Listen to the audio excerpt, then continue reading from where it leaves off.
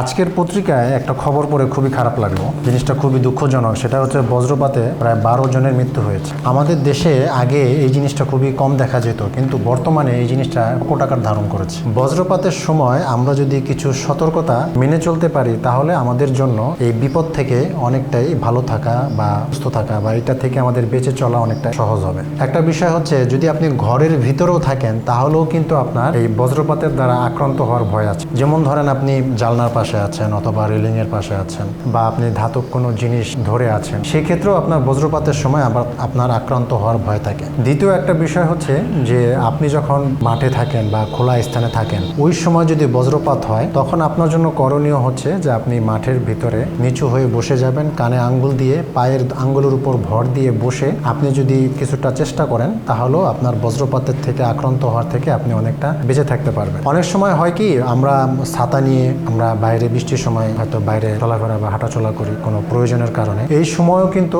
আপনার এই ছাতার কারণে আপনার বজ্রপাতে আক্রান্ত হওয়ার ভয় আছে। আপনি বজ্রপাতের সময় বাইরে না থেকে আপনার আসলে কোনো কংক্রিটের ছাদের নিচে অবস্থান করাটা জরুরি। যদি মোবাইল ফোন ইউজ করেন, তাহলে মোবাইল ফোন ইউজ করা থেকেও বিরত থাকা উচিত। আমরা যখন ঘরের ভিতরে থাকি, ঘরের ভিতরে থাকা অবস্থায় আমরা বৈদ্যুতিক যে যন্ত্রপাতিগুলো আছে, এগুলো আমাদের ব্যবহার করা থেকে বিরত থাকা উচিত, কারণ এগুলোর কারণেও অনেক সময় শর্ট সার্কিট হয়, আর এই শর্ট সার্কিটের কারণে আমাদের অনেক সময় বিপদের কারণ হয়ে থাকে। যারা নদীতে এই সময় থাকেন, তাদের জন্য করণীয় হচ্ছে যে আপনারা খোলা জায়গায় থাকবেন না। আপনারা চেষ্টা করবেন যে আপনাদের উপরে যদি কোনো ছাউনি থাকে, তো ছাউনির নিচে চলে আসা, আর যথাসম্ভব দ্রুত তীরে চলে আসার জন্য চেষ্টা করা। আর যদি তীরে চলে আসা সম্ভব হয়, তাহলে দ্রুত আপনি একটা কংক্রিটের ছাদের নিচে চলে যাওয়ার জন্য চেষ্টা করবেন। একটা জিনিস মনে রাখবেন, পানি থেকে যতটুকু পারা যায় এই সময় আমাদের দূরে থাকা উচিত, কারণ পানি কিন্তু বিদ্যুৎ পরিবাহী। তাই পানি থেকে আমাদের এই সময় সেফ থাকা দরকার। অনেক সময় হয় কি যে আপনার এই বজ্রপাতের সময় আমরা হয়তো প্রাইভেট কারে থাকি বা গাড়িতে থাকি। অনেক সময় হয় কি যে বজ্রপাতের সময় আমরা গাড়িতে অবস্থান করি, হঠাৎ করে বাইরে বেরোয়া হয়তো সম্ভব হয়ে ওঠে না। তো এই ক্ষেত্রে করণীয় হচ্ছে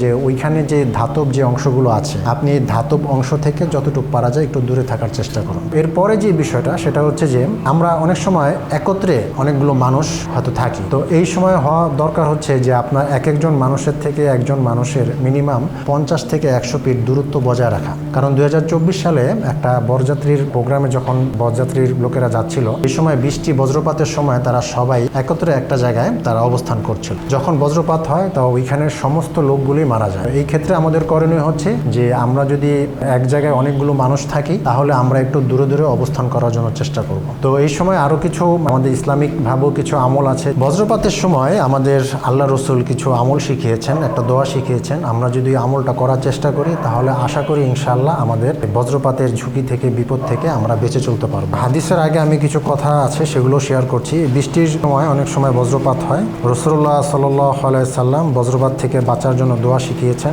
এই দোয়া পাঠ করা হলে ইনশাআল্লাহ বজ্রপাত থেকে রক্ষা পাওয়া সম্ভব। হযরত আব্দুল্লাহ ইবনে ওমর রাদিয়াল্লাহু আনহু বলেন, রাসূলুল্লাহ সাল্লাল্লাহু আলাইহি সাল্লাম যখন বজ্রের আওয়াজ শুনতেন, তখন এই দোয়া পড়তেন, আল্লাহুম্মা লা তাকতুলনা বি গদাবিকা ওয়ালা তুহলিকনা বি আযাবিকা ওয়া আফিনা কাবলা জালিক।